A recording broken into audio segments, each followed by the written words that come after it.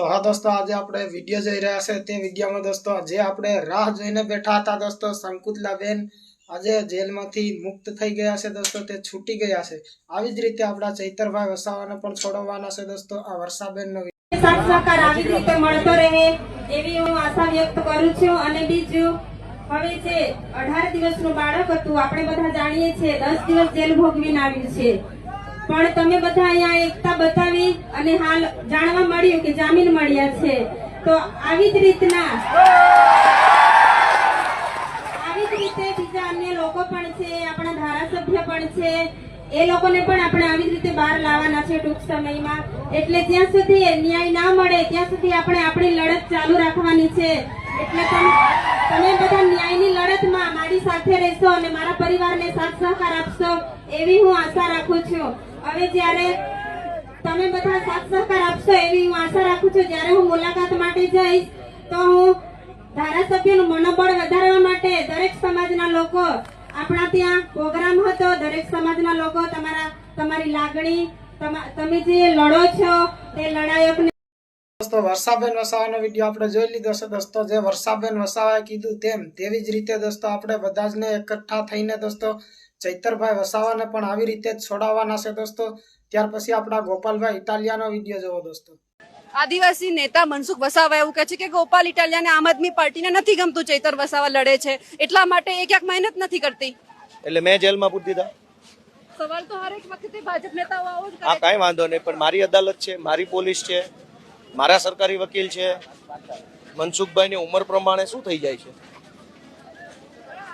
તમે એમ કહો કે મેં જેલમાં પૂરી દીધા ચૈતરભાઈને, મારી પોલીસ છે, હું ફરિયાદી છું, હું સરકારી વકીલ છું, હું સાક્ષી છું, હું જજ છું, હું ગૃહમંત્રી, હું તો કઈ છું જ નહીં। તો મનસુખ વસાવા કયા આધારે એમ કે છે ગોપાલ ઇટાલિયા જેલમાં પૂરી દીધા? એને કંઈક કોઈ સમજાવો તો ખરા, બેહાડીને કોઈ પૂછો તો ખરા કે શું નિવેદન આપો છો? આખો ગુજરાતનો આદિવાસી સમાજ અત્યારે દુઃખી છે। હજારો યુવાનો અત્યારે હતાશ થયા છે કે માંડ વર્ષો પછી કોઈ લડવા વાળો નેતા મળ્યો અને ભાજપે જેલમાં પૂરી દીધો। સમયમાં થોડીક નિરાશા આવી હોય એવા સમયમાં ટીવીમાં, સોશિયલ મીડિયામાં ચૈતરભાઈને બદનામ કરવાનું કામ કરે કે એણે વન વિભાગ વાળાને આમ તેમ કહી દીધું, ધાકધમકી કરી લીધી। તમારા વન વિભાગ વાળા, તમારા પોલીસ વાળાએ અમારી હારે જે ધાકધમકી કરી છે ને એની સજા 700 વર્ષ આપો તો ઘટે એમ છે। આખા ગુજરાતમાં સરકારી માણસો જનતા હારે કેવું વર્તન કરે છે? સરકારી મામલતદાર, સરકારી પીએસઆઈ, સરકારી ટીડીઓ, સરકારી પ્રાંત, સરકારી આરએફઓ, આ બધા જ લોકો રાજ્યની નાની જનતા સાથે કેવું વર્તન કરે છે? ઈ વર્તનની જો સજા આપવા બેસીએ ને તો એકેય માયનો લાલ ઓફિસમાં બેસી નહીં શકે, બધાને જેલમાં પૂરવા પડે। ચૈતર વસાવાએ 4 શબ્દો શું કીધા તો માથું લાગ્યું, પણ દોસ્તો ચુકાદો હવે જનતાની અદાલતમાં લાવવાનો છે। તમારે નિર્ણય કરવાનો છે કે આજ ચૈતર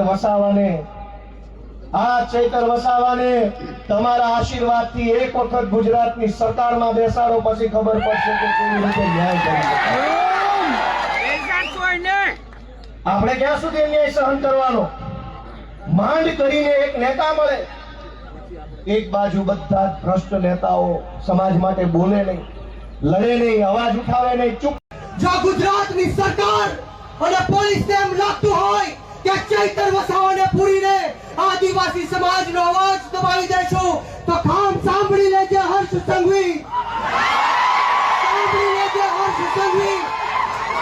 ચૈતર વસાવા આંદોલનની કોકમાંથી જન્મેલો એક નેતા છે, ગરમ તપતી ભઠ્ઠીમાંથી નીકળેલો નેતા છે। હવે કોઈના બાપથી ડરવાના કે ગભરાવાના નથી। એક વાર નહીં, 2 વાર નહીં, 10 વાર ચૈતર વસાવાને જેલમાં નાખ્યો। બોલો, તમને ગુસ્સો આવે છે કે નથી આવતો?